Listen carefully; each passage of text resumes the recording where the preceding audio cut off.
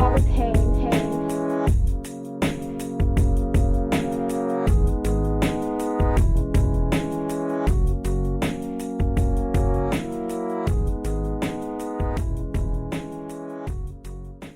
Hey, Crime Salad listeners, we are back. Crime Salad podcast is now in full swing. And in case you were wondering, we ended the year in true 2020 fashion. On Christmas Day, our son had a sled riding accident, and we ended up spending the entire week in the hospital. And we even welcomed the new year as a family in our hospital room. Basically, a tree branch went through his knee and punctured his joint. The wound then got infected and it spread into his bone and up his leg. However, we had a great team of doctors who were absolutely amazing. And so we made it home and he's getting better every day. A lot of you had reached out hoping for our son to have a fast recovery, and it really touched our hearts. Thank you so much.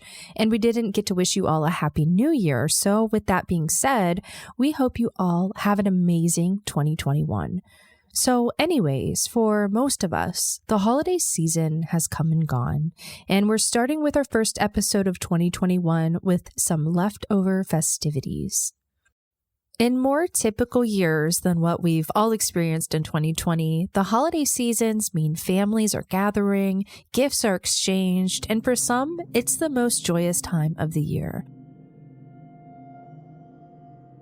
Well, on Christmas Eve 2008, Joseph, also known as Papa Joe Ortega, and his wife Alicia were hosting a festive holiday party for their children and grandchildren at their home in Covina, Florida. When they opened the front door that night while the party was well underway, to a man wearing a Santa Claus costume and holding a large gift wrap package, they had no idea the devastation that would ensue when that man opened fire on the unsuspecting family. The Ortega family was a close-knit group and they loved spending the holidays together. Joseph and Alicia had been married for 53 years and together they had 5 children. 2 sons, James and Charles, and 3 daughters, Letitia, Alicia, and Sylvia. Sylvia was a cheerful woman, a hard worker who had dealt with her fair share of tragedy. When she was in her early 20s, her husband and the father of 2 of her children was killed in a car crash in Arizona. It wasn't until many years later that she got remarried to George Orza and had a daughter with him in 2002. After 2 more years together, George and Sylvia decided to divorce, and George moved away to Oklahoma. After their divorce, Sylvia met Bruce Pardo, a single man living alone in the suburbs of Los Angeles. She had 3 children to care for, and it seemed like the perfect husband and stepfather. They were married on January 29th, 2009. According to their neighbors, Bruce was always very kind and sociable. The Pardo family would attend church together in Montrose, California. For the Christmas season, Bruce would decorate the house with lights, a tree, the works. Bruce worked as an electrical engineer and made over $100,000 a year, while Sylvia worked as an administrative assistant at a flower breeding company in El Monte. But after 2 years together, their relationship began to turn sour.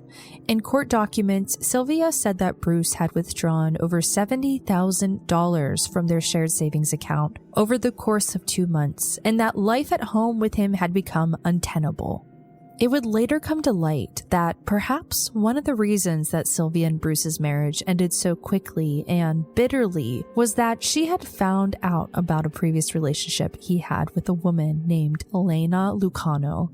Bruce was the father of Elena's 9-year-old son, Matthew. Though Bruce hadn't seen his son in many years, he was claiming him as a dependent to get a break on taxes. In addition, Matthew was severely brain damaged after he had fallen into a pool as a child on Bruce's watch in 2001. Matthew's daily medical care was extremely expensive, but Bruce was not willing to pay. After Elena sued him for support, money was eventually put into a trust for Matthew's long-term care, but outside of claiming him for tax purposes, Bruce didn't want anything to do with his son.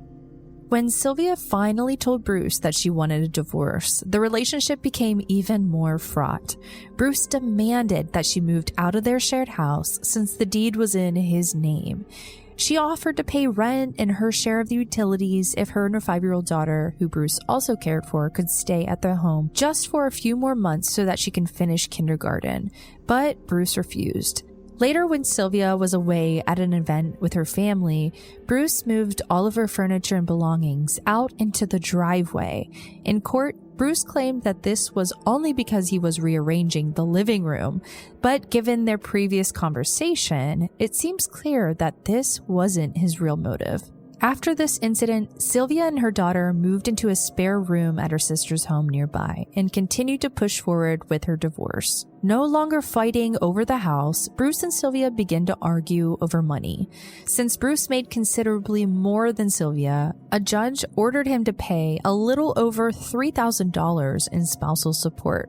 A month later, Bruce was fired from his electrical engineering job without any severance pay and unable to qualify for unemployment. An electrical company he ran on the side was also failing. He asked the judge, rather than paying his soon-to-be ex-wife, she should be paying to support him.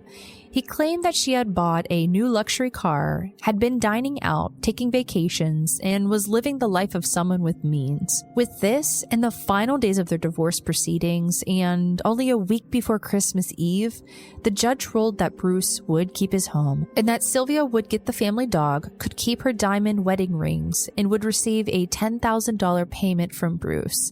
After months of back and forth and vicious arguing, the messy divorce was finally settled on December 18th, 2008. With his divorce finalized a few days prior, Bruce volunteered to serve as an usher at the Holy Redeemer Catholic Church on Christmas Eve in Montrose, something that he often assisted with in the church throughout the year. His neighbor, Patrick Guzman, remembered Bruce waving to him and happily wishing him a Merry Christmas as he was working in his yard that day. Bruce never showed up for his ushering job at the church that evening. Sylvia, having switched back to her maiden name of Ortega and severed ties with Bruce Pardo, was celebrating Christmas with her family in Covina. In the neighborhood, the Ortega family was well known and liked. They were known for always having big get-togethers at their house, and Christmas was no exception. Being one of 5 children, and her siblings married and having children of their own, about 25 of her family members had arrived at her parents' home for a Christmas Eve party. After a fun night, Joseph and Alicia, Sylvia's parents, were playing cards at the kitchen table with their daughters and daughters-in-law. Some of their grandchildren were playing outside, while the rest were by the TV playing video games. The more distant family members had moved outside and were preparing to head home for the night. In previous years, one of the Ortega's neighbors would come over dressed up as Santa Claus to bring some holiday cheer for the many grandchildren that were there.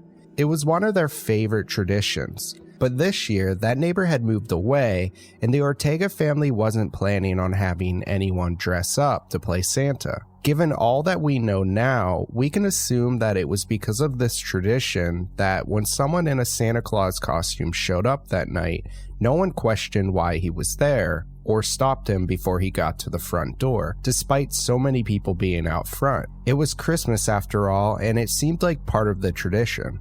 It was around 11:30 p.m. when the man dressed up in a Santa suit walked past those in the driveway towards the front door, holding something gift-wrapped. He knocked on the front door, and an 8-year-old girl, a daughter of one of the Ortega siblings, answered the door, cheerfully shouting, "It's Santa! It's Santa!" as she opened the door. The Santa took out one of the 4 hidden handguns and shot her in the face. As chaos erupted, he moved inside, shooting anyone who saw or didn't have a chance to react to get out of his path. Later, reports shared that family members recognized the man with the guns. They shouted, "It's Bruce!" After shooting as many people as he could reach, Bruce revealed that in the wrapped package he had brought with him was a homemade flamethrower. He doused the room in jet fuel using a device with pressurized tanks and gas. He lit the house on fire with a loud explosion, leaving those who had managed to survive the gunfire still alive inside. One neighbor reported seeing massive black clouds of smoke come from the house in large flames. Those who managed to get out of the house were fleeing down the streets or attempting to climb over neighboring walls to safety, including one girl who had been shot in the back.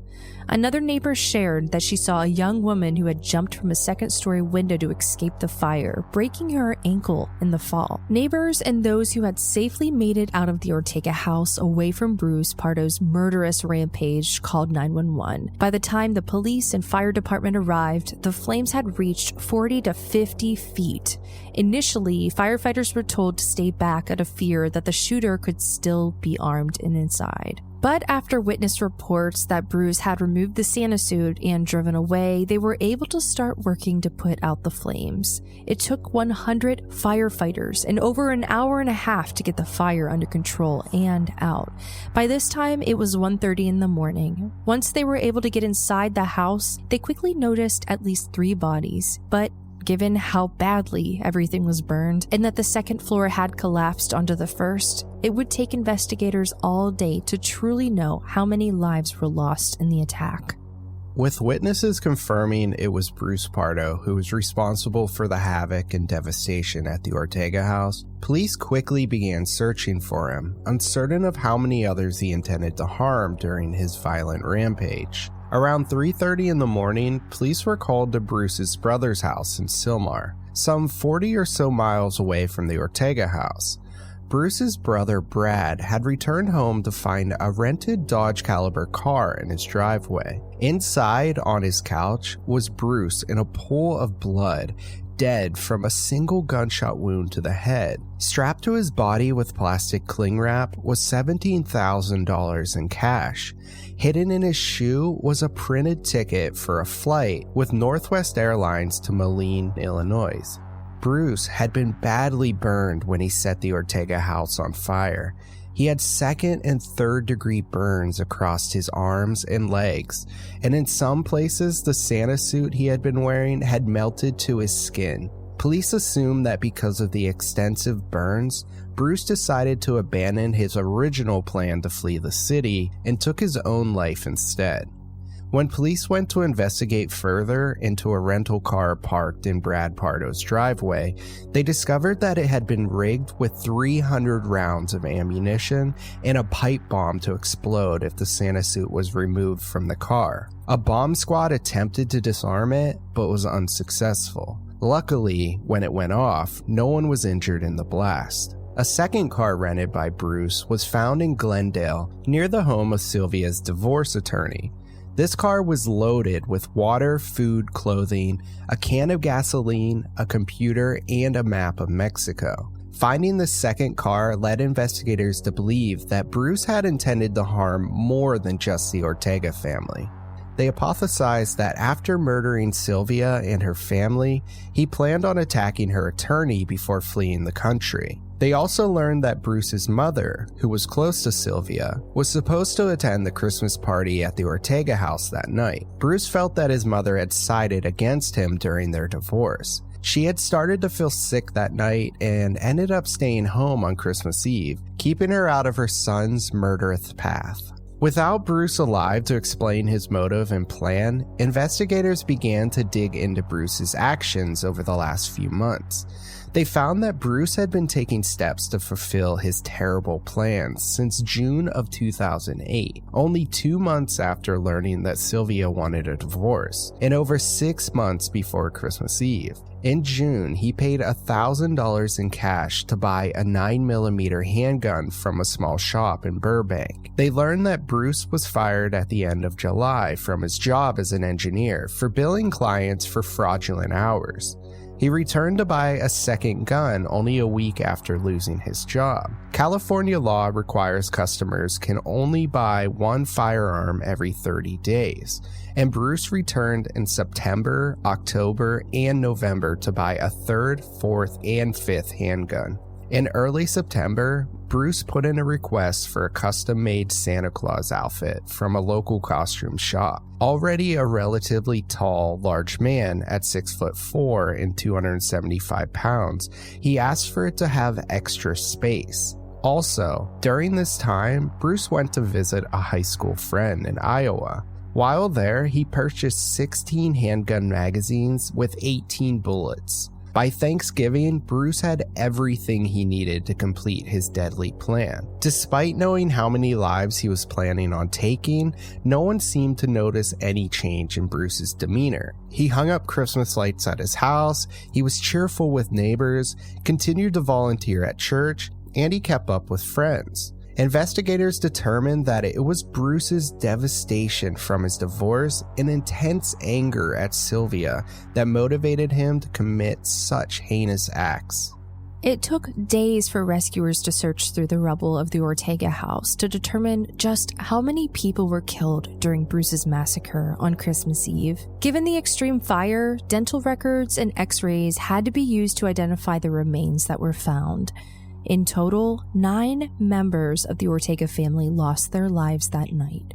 Sylvia Ortega, 43 years old and Bruce's primary target, was killed with a gunshot wound. Her mother and father, Alicia and Joseph, were also killed by gunshot wounds. Sylvia's brothers, Charles and James, and their wives, Sherry and Teresa, were also killed by a combination of gunshot wounds and the fire.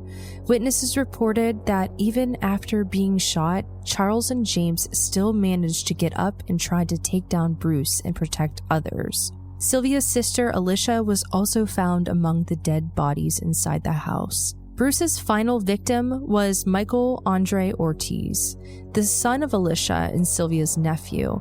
He was only 17 years old. At the time of Bruce's arrival at the house, he had been upstairs on the computer. Unable to get out of the house after the intense explosion of flame, he died in the fire. Between Sylvia and her siblings' deaths, at least 13 children were left orphaned after Bruce's attack on Christmas Eve. Of the Ortega siblings, only Letitia, Joseph, and Alicia's youngest daughter was spared. It was Letitia's 8-year-old daughter, Katrina, that Bruce callously shot in the face when she opened the front door. Though seriously injured, her daughter fortunately survived. Rather than holding onto any anger, Letitia had focused on the future and healing. In the years following the murder of her parents, sibling, and nephew, she has spoken with other survivors of mass shootings and encourages them to focus on love, positivity, and moving forward.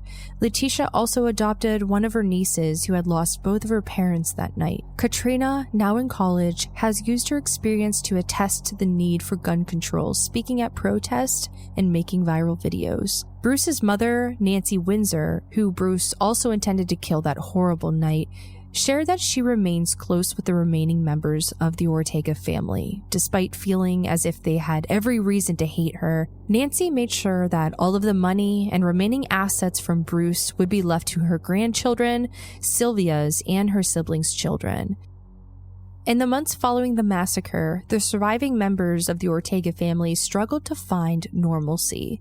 Besides coping with so much loss, Alicia's ex-husband and daughters were facing a legal dispute with Alicia's leasing agency for her apartment. They were demanding that they pay rent and fees for Alicia's broken lease. When the public heard about their insensitive and egregious push for money, the leasing agency backpedaled and dropped the claims. In 2010, the lot where the Ortega's house used to stand went on the market for sale. With their parents gone, the property had been inherited by the Ortega grandchildren. With so much structural damage from the fire Bruce started and the horrible events that took place there, the house was demolished. Though the land is in a desirable area of California, there wasn't much interest in anyone buying the lot. In the 12 years since Bruce arrived at the house, the Ortega family still gathers on Christmas. While this time once was joyous and full of celebration, it now marks the tragic anniversary of the murder of 9 members of their family. It's hard to believe that even the wholesome traditions of Christmas could be part of a twisted murder. Although this completes the case of the Covina massacre, here at Crime Salad, we wish you a very safe 2021. Crime Salad is a Weird Salad production. Are you kidding me? That was perfect.